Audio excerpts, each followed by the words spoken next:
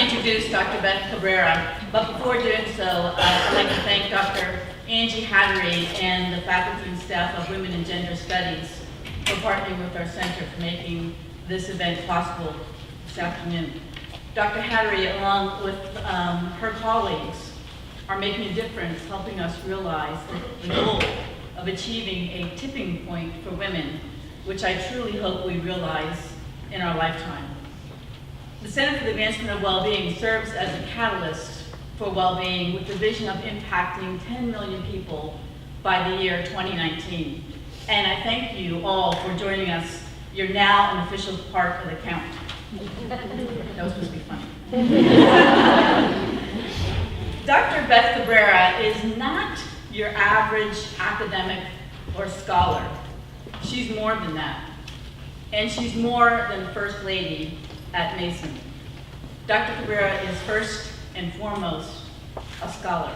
She's a boundary crosser and a thought leader. Her new book, Beyond Happy, Women, Work, and Wellbeing, is one of the first to make the connections between well-being and women using a holistic approach. The books on women in the workplace that preceded Beyond Happy, while valuable, often fall short of making the claim about the importance of women living and leading with meaning. A real contribution Dr. Cabrera's book makes is fully acknowledging the challenges and inequities women currently face while proposing evidence-based well-being practices such as self-compassion and a strengths orientation that promote human flourishing and lead to experiencing a life well lived. While her book was just released last month, it already is receiving so many accolades and positive reviews. One reviewer noted, Beth's book is without a doubt a great guide for anyone who feels the need to regain sight on the contemporary meaning of happiness. Before I share some of her formal credentials with you, I'd like to make a few personal observations about Beth. As a positive organizational scholar, she walks the talk about living her values and enacting this work fully in her own life. She is one of the most generous scholars I know, always willing to contribute her knowledge to student groups, our university community, and beyond, while acknowledging and valuing the contributions of others. She gives selfishly while unswervingly committed to her own well-being practices. Some things you might not know about Beth is that she's an exceptionally talented karaoke singer and apparently a ruthless Monopoly game player. And I'm still waiting, Beth, for that Monopoly challenge invitation. She enjoys traveling around the world, spending time with her family and friends, and saying yes to as many lunch dates as she can possibly accommodate with her busy schedule. Dr. Beth Cabrera is a senior scholar at Mason Center for the Advancement of Wellbeing and an important contributor and collaborator of our Wellbeing University initiative. She also is a faculty affiliate with Mason's Institute for Leadership Excellence and a member of Mason's Strengths Academy Advisory Committee. Our Center for the Advancement of Wellbeing has grown and has been strengthened by her many contributions since she joined our community in 2012. And prior to her arrival at Mason, Beth held academic appointments at Arizona State University and Thunderbird School of Global Management. She received her doctorate degree from the Georgia Institute of Technology in Organizational Psychology. Please join me in congratulating Dr. Cabrera on her new book, Beyond Happy, Women, Work, and Wellbeing.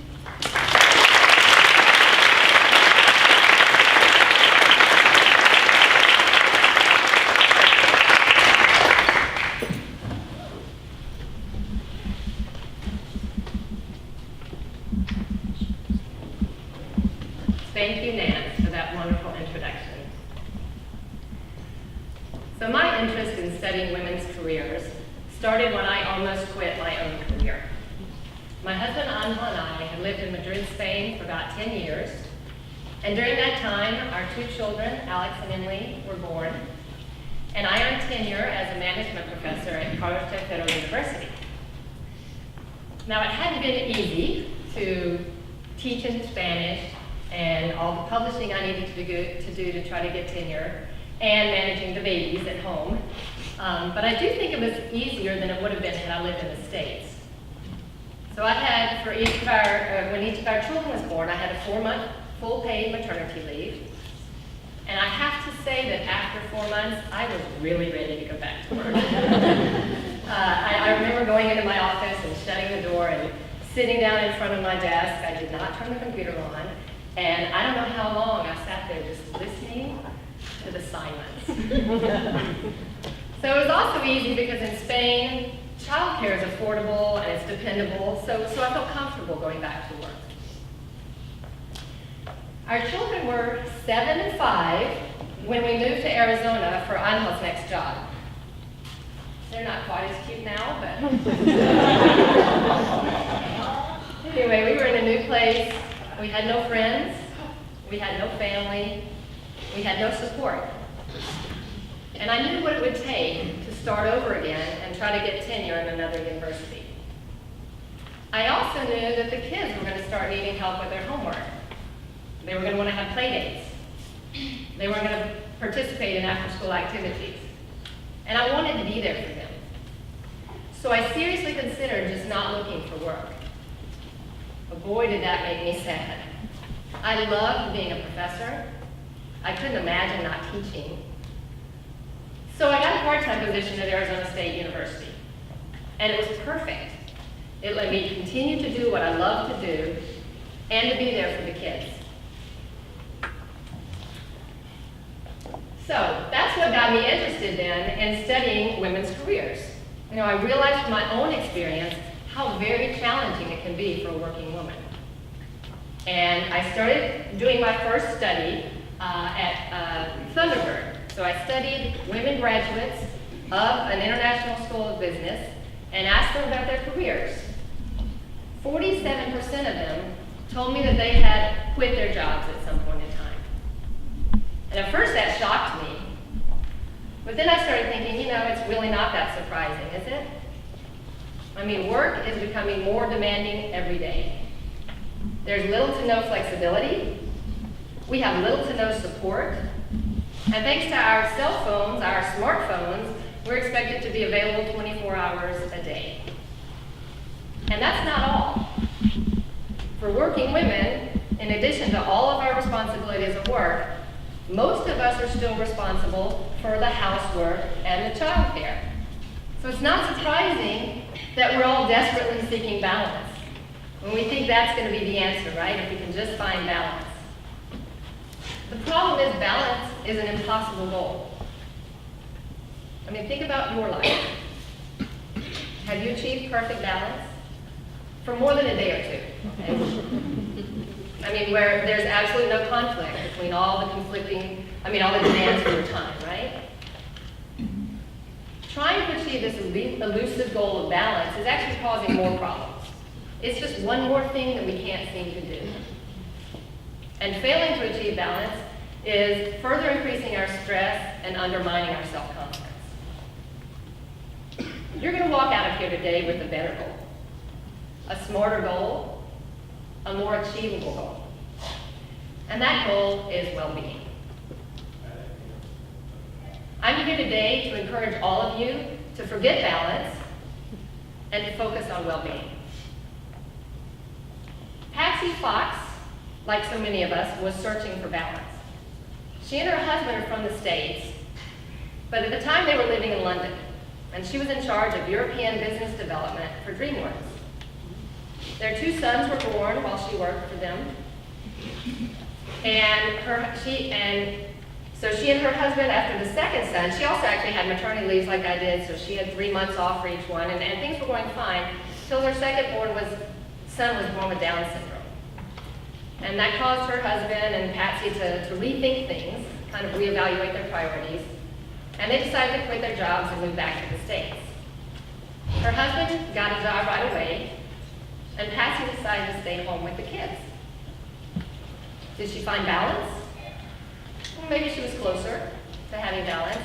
She definitely was less stressed because she had fewer things that she was struggling to manage at the same time. But she wasn't beyond happy. She wasn't thriving. And that's because our well-being depends on two key factors. One is feeling good. And feeling good is about experiencing positive emotions throughout the day. It's being happy.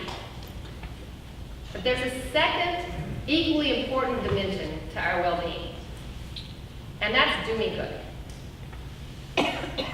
We sense that we're doing good, that our lives matter, when we're using our strengths and living our values to make a difference in the lives of others.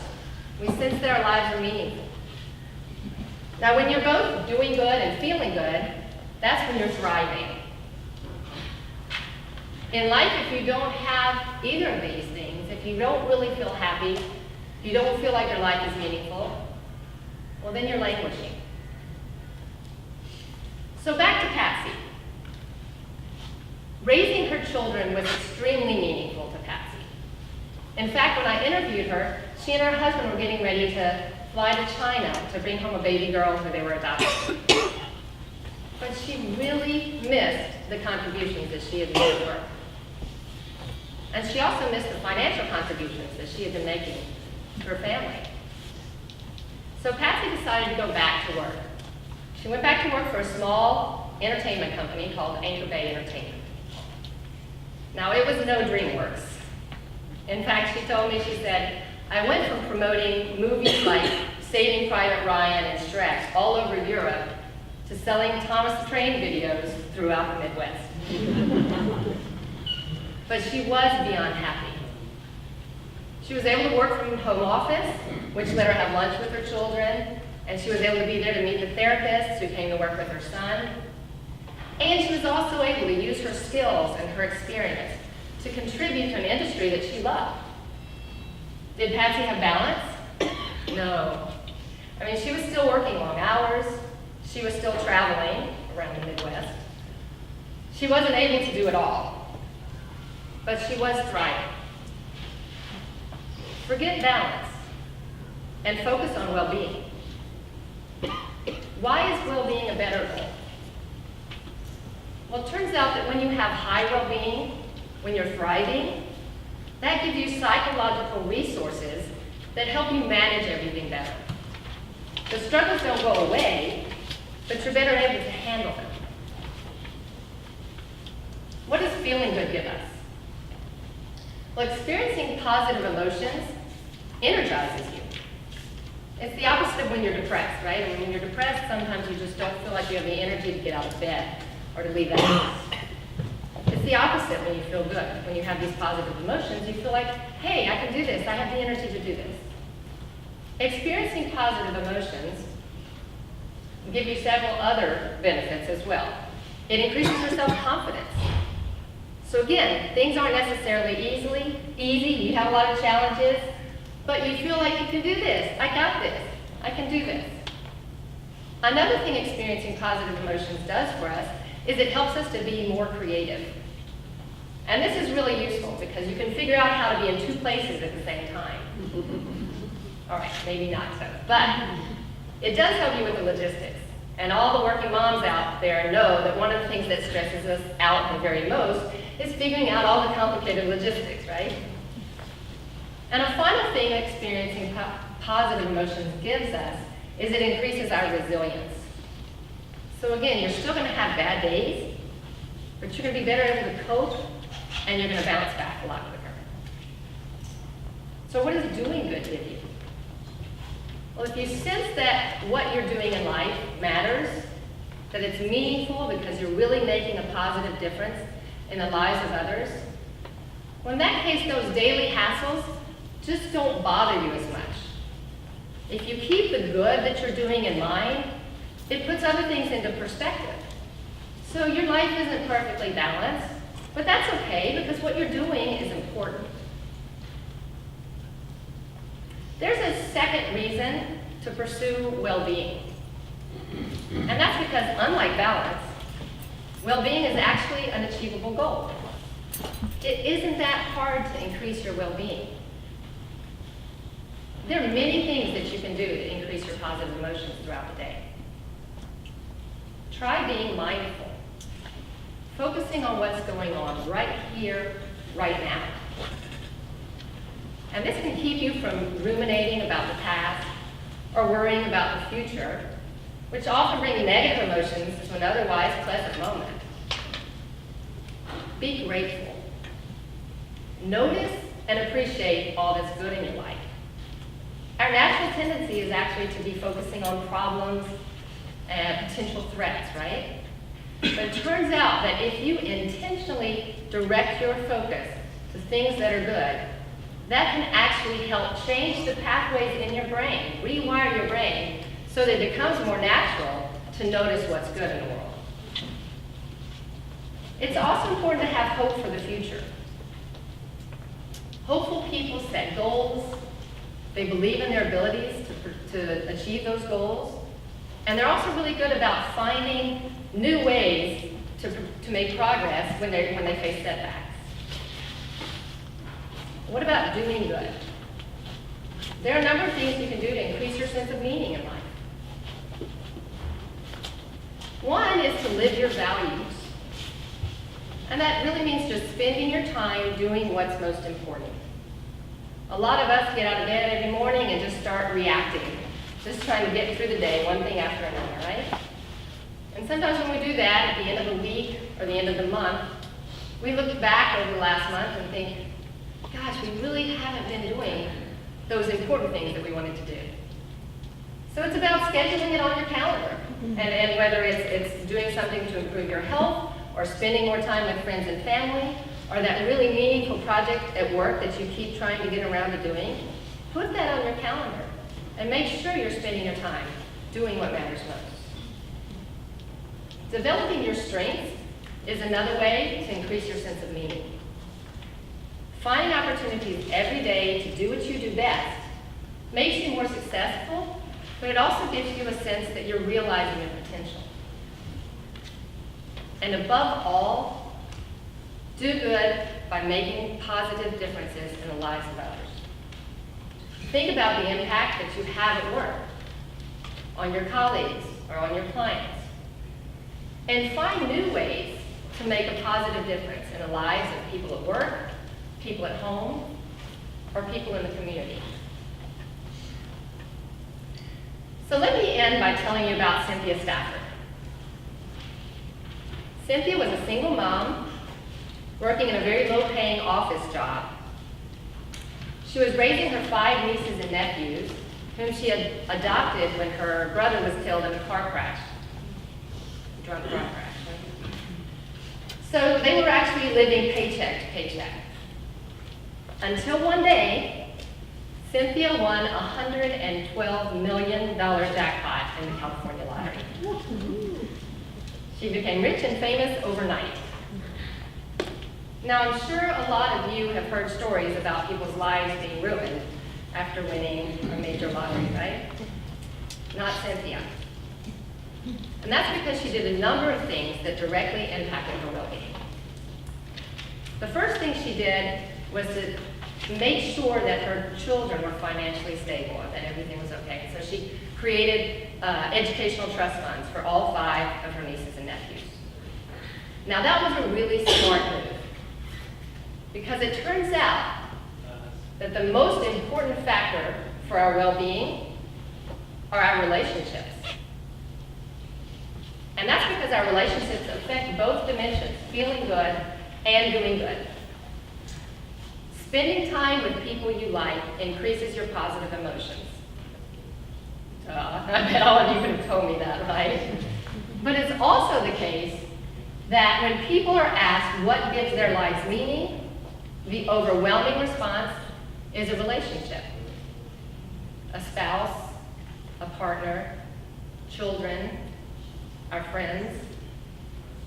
In one study, 90% of the people, when asked what gave the number one source of meaning in their life, responded that it was a relationship. So Cynthia, by taking care of her family and her loved ones, was increasing her sense of meaning. She was making a positive difference in the lives of people she loved. But that's not all she did.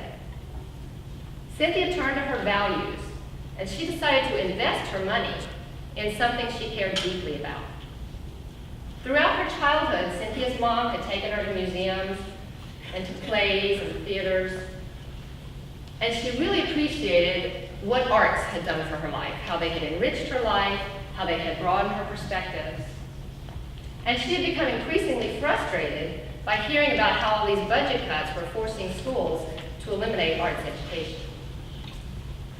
So Cynthia did her research, and she decided to make a substantial contribution to the Geffen Playhouse. And that's a Los Angeles theater that was founded by David Geffen of DreamWorks. So Cynthia became a member of the board of directors, and she created gifted days for Geffen events. So she brings LA students from the very, very toughest neighborhoods to the theater to spend an entire day watching behind the scenes of these live theater productions. Now, I'm sure there are days that one of Cynthia's kids is sick, and she probably has to miss some board meetings.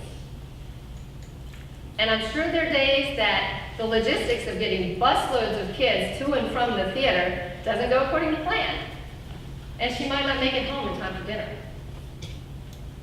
I'm sure Cynthia would not tell you she has found balance, but she is thriving.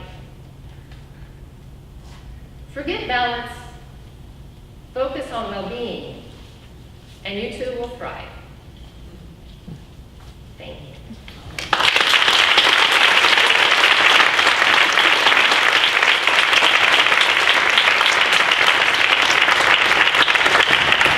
We'd like to thank you very much, Dr. Cabrera. That's very wonderful, and congratulations again. Thank you. I'd like to open it up for questions, comments. It's crystal clear, huh?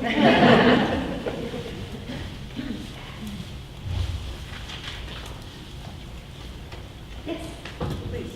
Have you found that a woman can find meaning in being at home, just at home with her children, not just at home, but being at home with her children? Yes. So the question is, have I found that women can find meaning by being home with their children? And absolutely, absolutely. I mean, meaning is a very personal thing. And so each person has their own sense of what gives their lives meaning, and many women find that alone to be all the meaning they need in life. Yes. Yes. Do you feel that success being having a set job with set hours kind of puts us down and forces us to try and balance everything, and thus detracts from our well-being instead of kind of enforcing well-being? I think having set hours at work, I think he asked, is that Just kind of forcing us to try to find balance, because it's keeping us from having balance, right?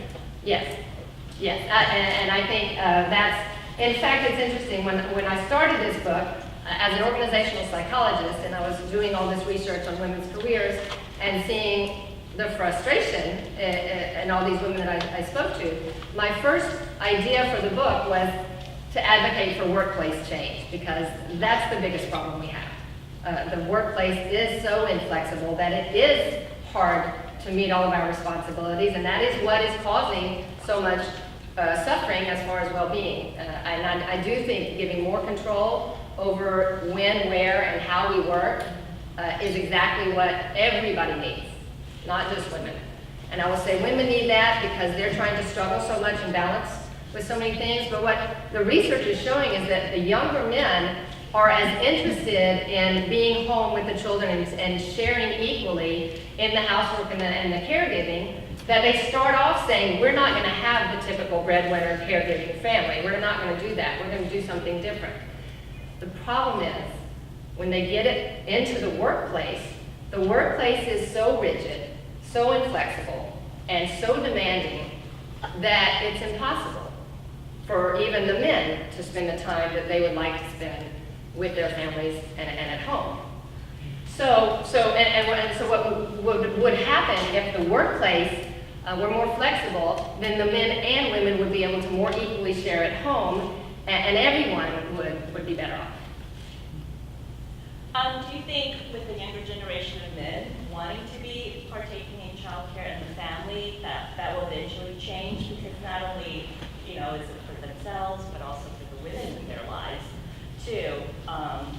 Because I find that, like you said, it's such a male-dominated, and they set the rules. So do you think that eventually with men kind of going Yes. pulling out to the ladder, that they'll make that change? Right, That because it'll be more equal, rather than, like I said, the wife always goes home with the mother.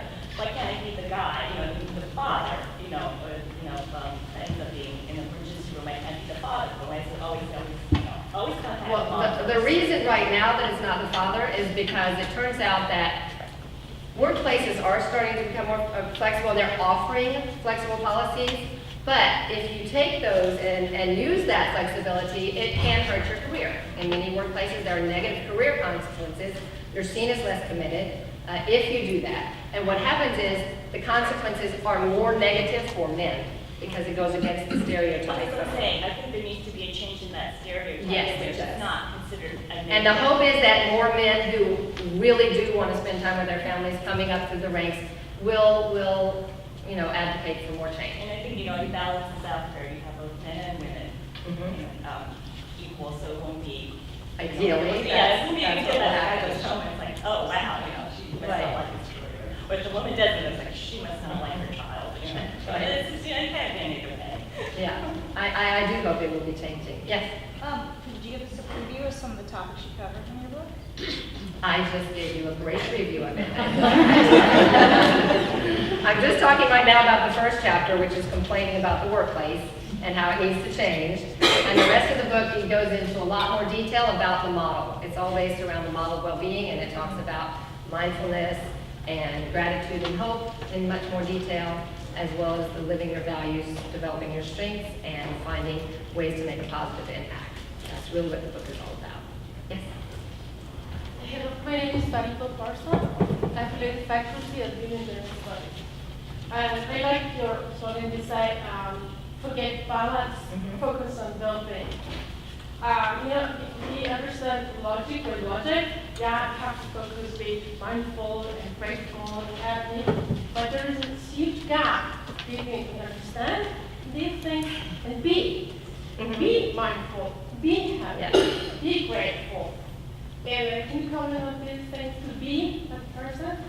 Yes, I can say it's always easier to know what you're supposed to do than to do it, right? And that's in the books that we read, there's great advice and great ideas, but it is being intentional about making these changes in your life. And I tried very hard with my book to make it very practical and give very concrete suggestions for things that you could do. And each chapter is with a what you can do and very concrete things. And I think it's being intentional and really wanting to make change and choosing just a few things at a time to start bringing into your life and trying those out and seeing if they work for you. And if they don't, then picking another one and trying that one out and trying intentionally to start doing it so that it becomes a habit over time. So it means a reprogram of brain.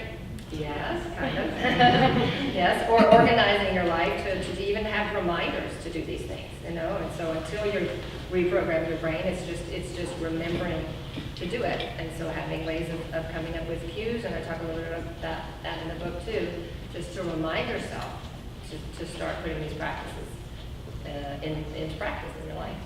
And over time, if you do it enough, it will become more habitual and more automatic. We have a question. Yes. So, I know you mentioned a study or written that because of the rigidity of the workplace, that make it hard for women or to like couples in general to be flexible in household work and taking care of the children. And I have a question on that. Is that do you think it's a cultural thing? Is it because of the cultural values you mentioned between femininity and masculinity of the culture, high power this one, low power this one? Is that effective? I know for United States, we score about 47 on masculinity culture, so we are a little bit rigid. And we could say that to Japan and Korea, but in Europe, I think Denmark would be. Right, it depends on the European country because they're very different, yes. And it is cultural. I mean, and our whole, norms about male being the breadwinner and woman being the caregiver, those are cultural norms that are changing, but have not completely changed. And so a lot of times, and what happens is, especially when we get stressed, when stressors occur, and even this is what's happening in the young families coming through saying, we're going to do things differently, but the stress happens and we tend to just kind of go back the way things were, and it's hard to do things differently. And I think, so that's the cultural norms affecting the division of labor at home, and there are cultural norms that are affecting the workplace, and so that's why change is so slow, because it takes a long time to change cultures. But I think there is a lot of interest in change, and I think it's going to happen. But it's a hard thing to change, so it's slow. We have time for one more? Yes. I was listening about a couple weeks ago on a podcast called On Being from National Public Radio, and the person that does the podcast interviewed this woman, Ellen Langer. Have you heard of her? Yes. She's a psychologist at Harvard. And it was interesting to listen to her for the whole hour. And she was saying she didn't like the word work-life balance, and she said it's better than imbalance, which is true. But she referred to something called work-life integration. Yes. So whatever you are at work, you should feel the same sort of like you're being while you're on vacation, while you're at home with people. And I thought that I had never heard of that in my life. That I have heard of, and I wholeheartedly agree with. It's about being a whole person, right? And being able to integrate all our different roles in life and our different responsibilities in life. So yes, she's great and does a lot of good work, and I think work-life integration is a much better thing to be seeking than work-life balance. Thank you very much.